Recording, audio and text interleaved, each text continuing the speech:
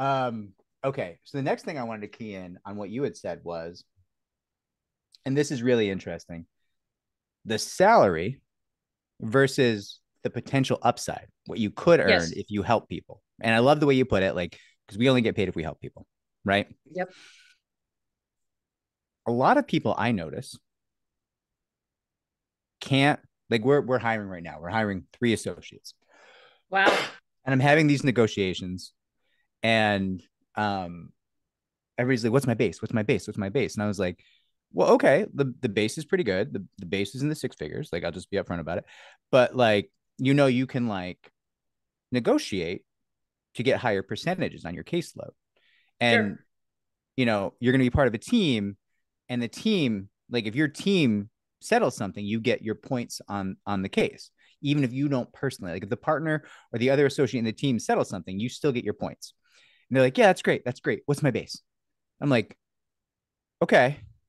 So like, what's the concern here? Like, you got like a minimum you need, like, and they're like, no, I just want to know my guaranteed money.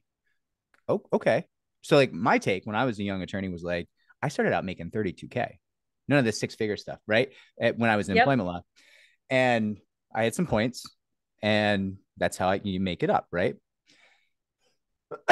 And it never occurred to I wanted medical really badly, but like beyond that, I did not have medical when I started. They did not care. And the firm I was working for, I worked on a case that did really well, and they were like, "Well, we're just not going to pay you. We think your suits look cheap, so we're going to buy you some custom suits instead of paying you. Your Really? yeah, 100%, 100%, yeah." And they bumped me, so I literally worked on a case. I'm not going to take credit for the win.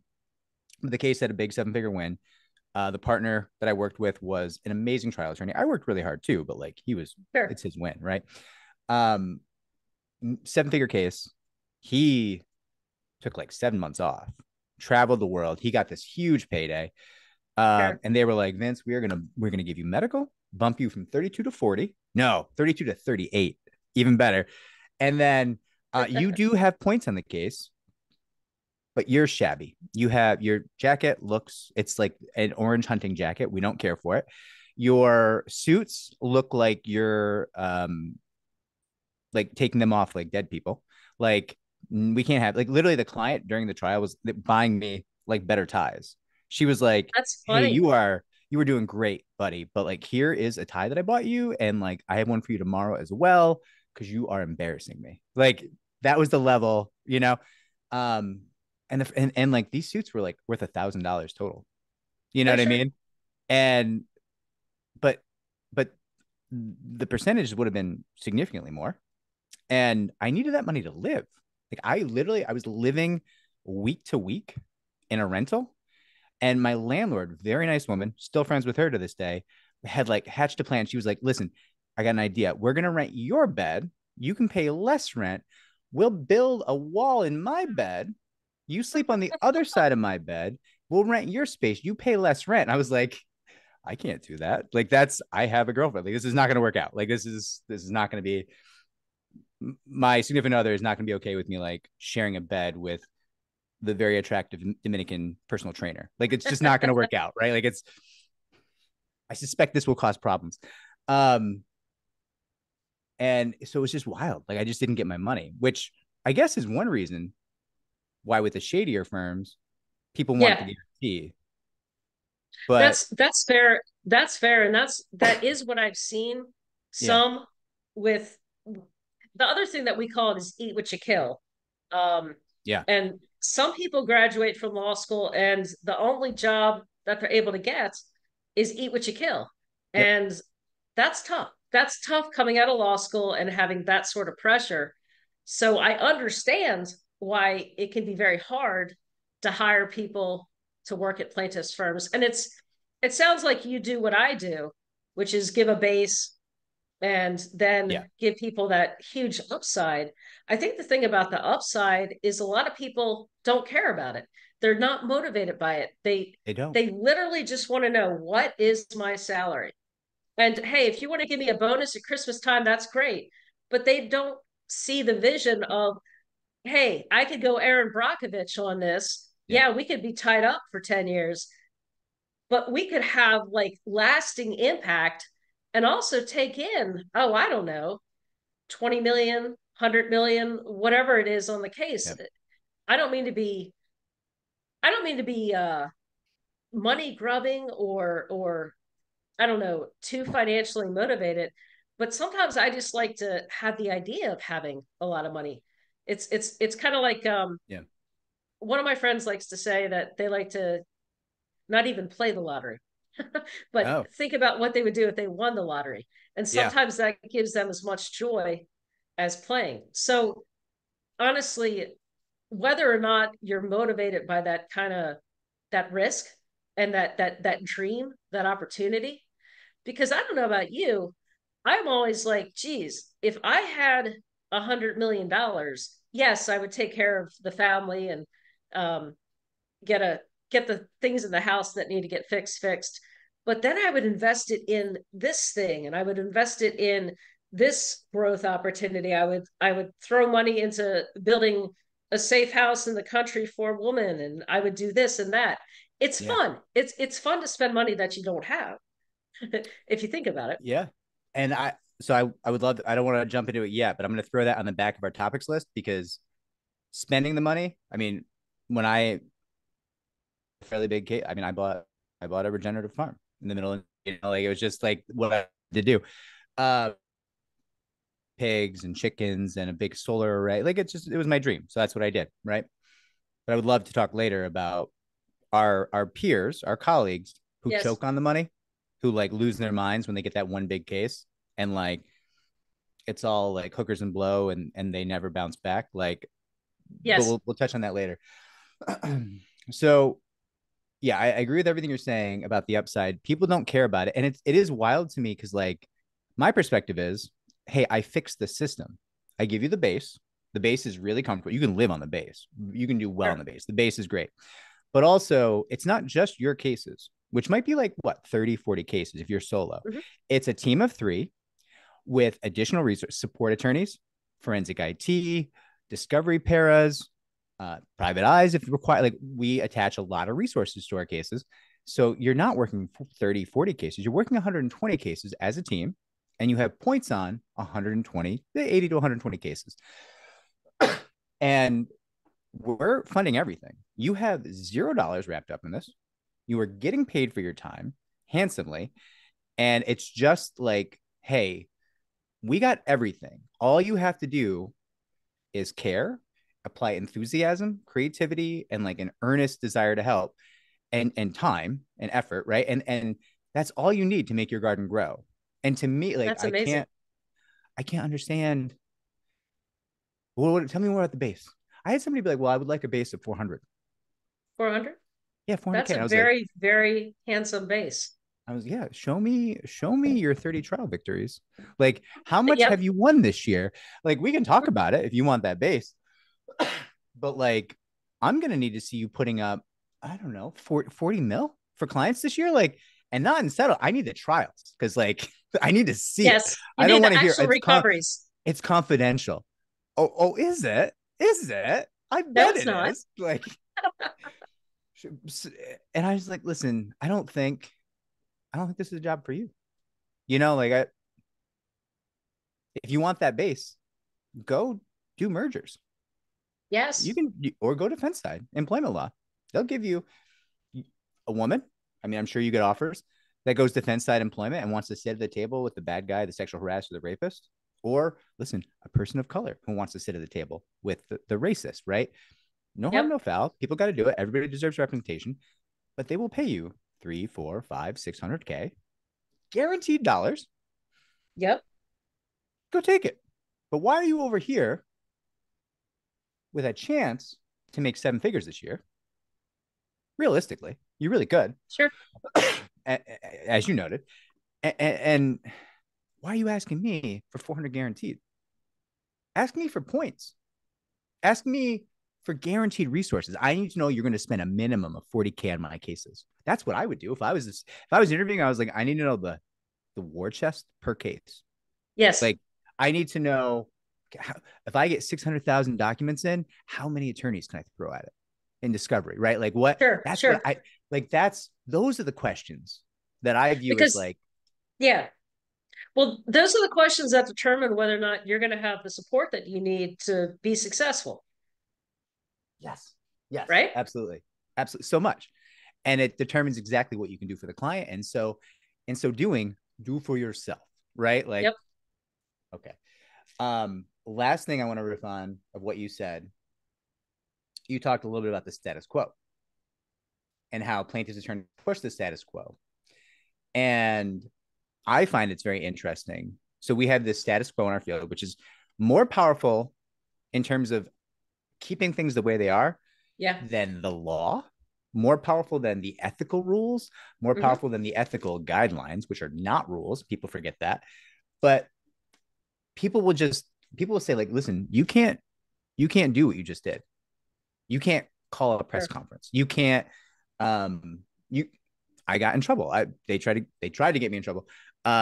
Years ago, we're going back and forth. And I told the story before, but somebody's like, oh, it's a he said, she said. And I was like, yeah, but I hear your guy's a rapist.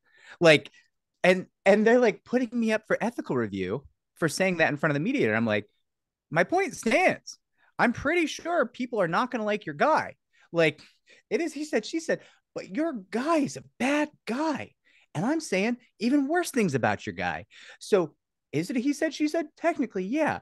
But no one's going to buy what your guy is selling. Like, that's my point. Like, you can't talk that way. Why But I, why not? And that's what we hear all the time.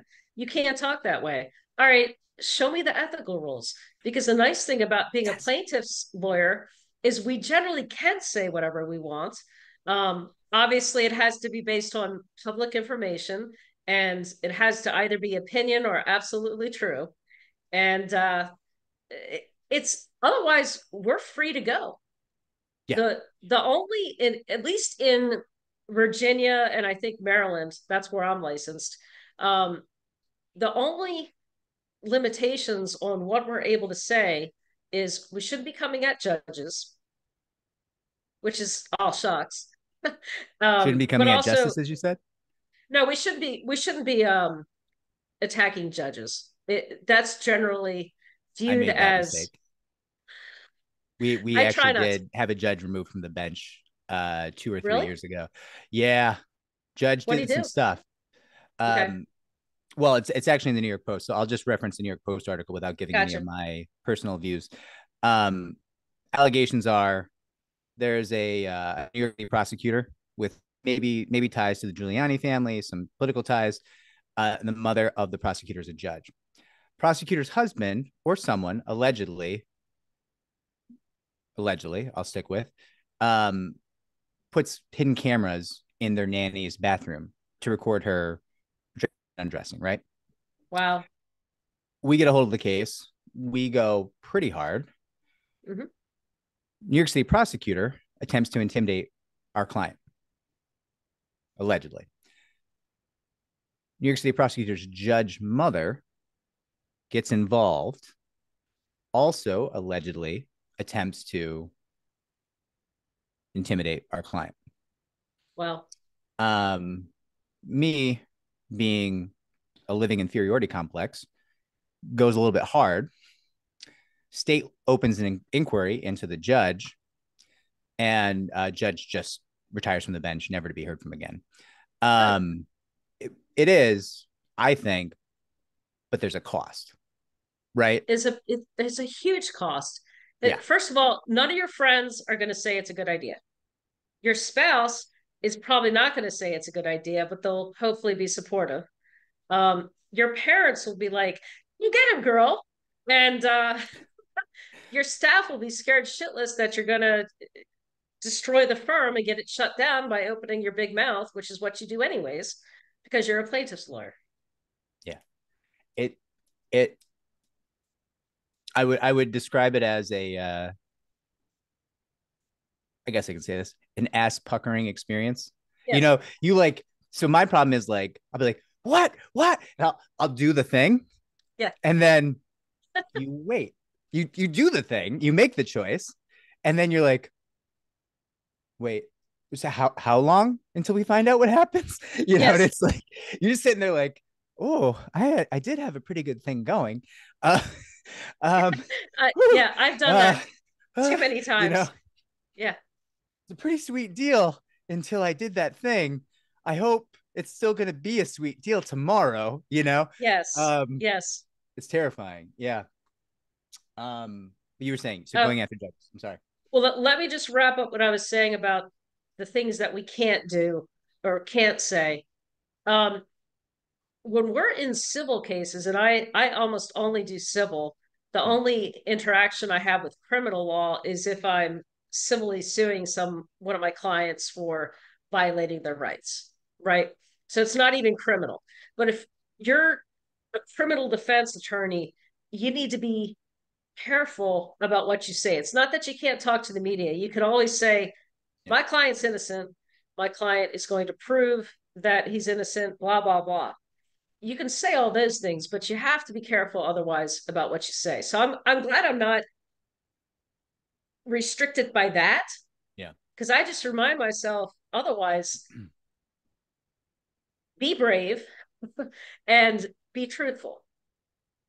Yeah. That's that's an inspiring perspective in a lot of ways.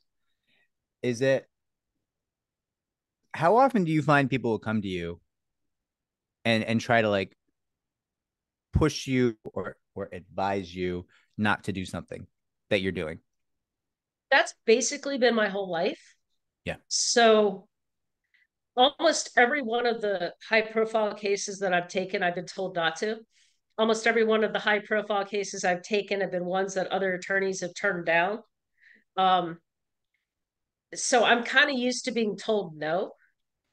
The good thing is I'm surrounded by my family is incredibly supportive and they understand that I'm going to do what I'm going to do when I think it's right. And the only thing my husband ever says now is, please don't let this case destroy you. Don't come home. Please don't come home destroyed by this every night because you know how you get. And I'm one of those attorneys that does take it home. Not Mm. really in a bad way. I'll just be thinking about the case constantly. And sometimes I'll get really sad if one of my clients is going through something tough. It does affect me. Yeah. So that's the only thing that my family asks of me. Otherwise, they're incredibly supportive. And I think that's the only reason I can do what I do. That's amazing. My family has a requirement for me that I structure my life and investments and savings in a way that if I was to be stripped of my ability to do what I do for a living tomorrow, I could actually take a job at Walmart and keep Mm, everything going. that's cool. And I don't want to scare the viewers. I don't, we've been doing this for a while now, 15 years. I think speaking for myself only. Um, but there's this sense of like when you're running plaintiff side cases, you can go too hard. You can get in Yeah. trouble. You can go after the wrong person. You you can get listen.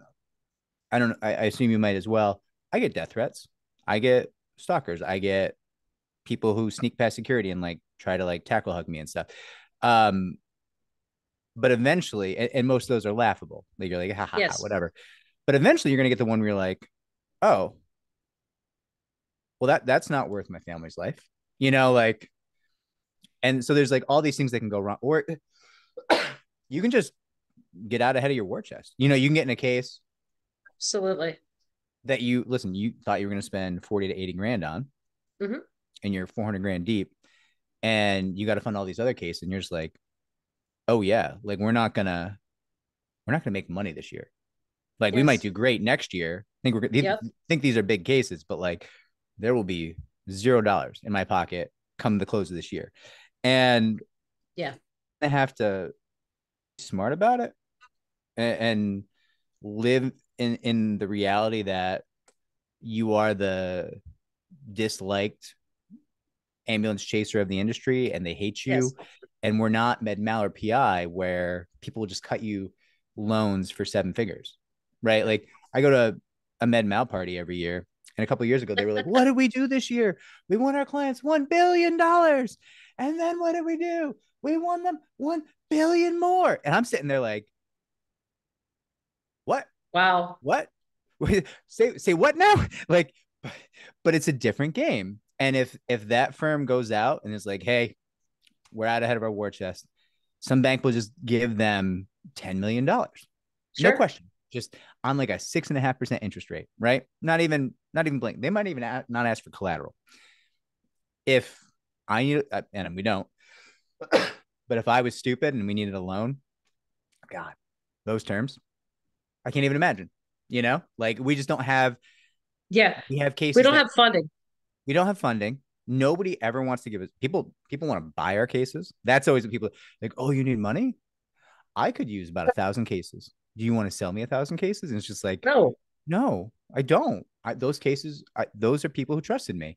And it's like, well, okay, then I guess I'm not going to give you this check.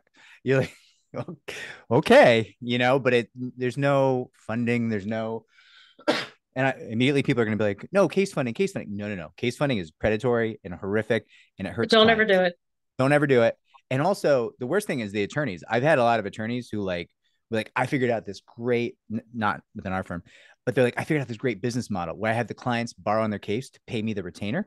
I'm like, my friend, they will never settle that case because that case will have $0 for them. The interest rate's so high, 25, 26, whatever it is, that by the time you're done with the case, the client will get $0. So you Yeah. will now be trying every single case, because why would they settle a case for $0 in their pocket?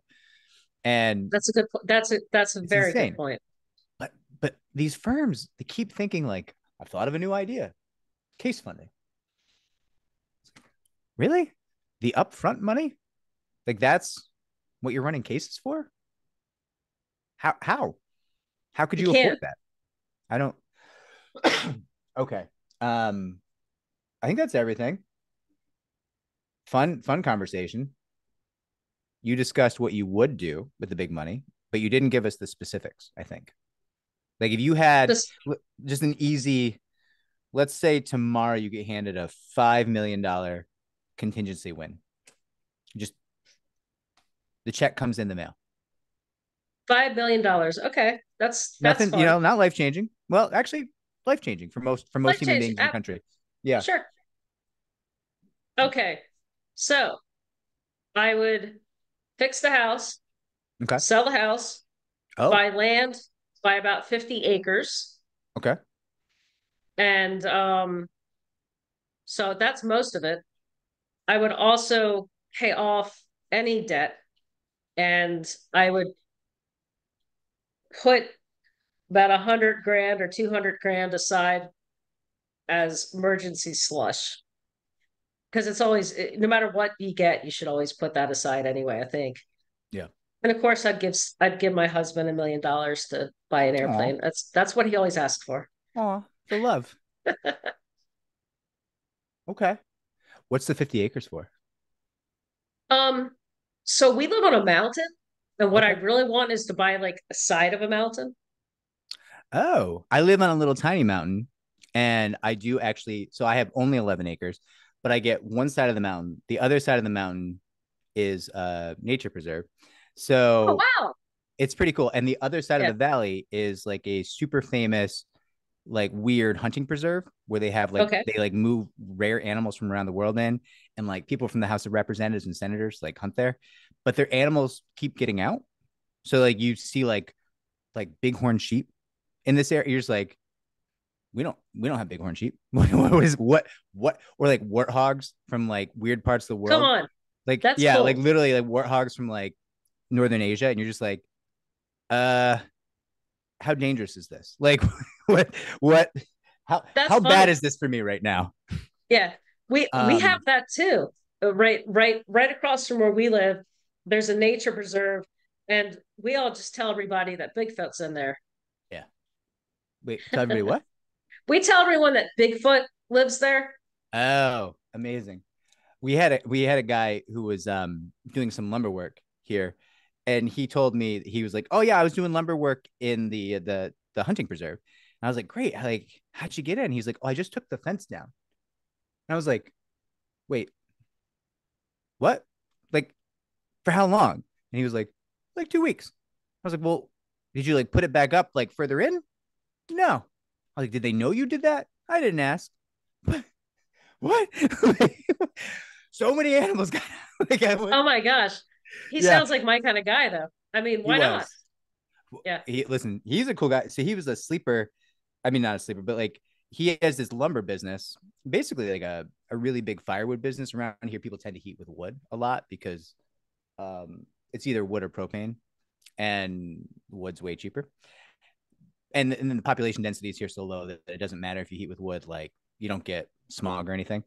Um, so he's this firewood business, and he just over the course of his life became a multimillionaire selling firewood, just living right, being smart, working hard, and you know, he loves it. He does things like log and hunting preserves with dangerous animals, where you just carry like a pistol on your chest, and you're just like, Yeah. did you get paid extra? And he was like, so much extra. I'm like, oh, okay, that's great. Cool guy, super cool guy. I was really impressed by him. All right, I'm talking too much. I apologize.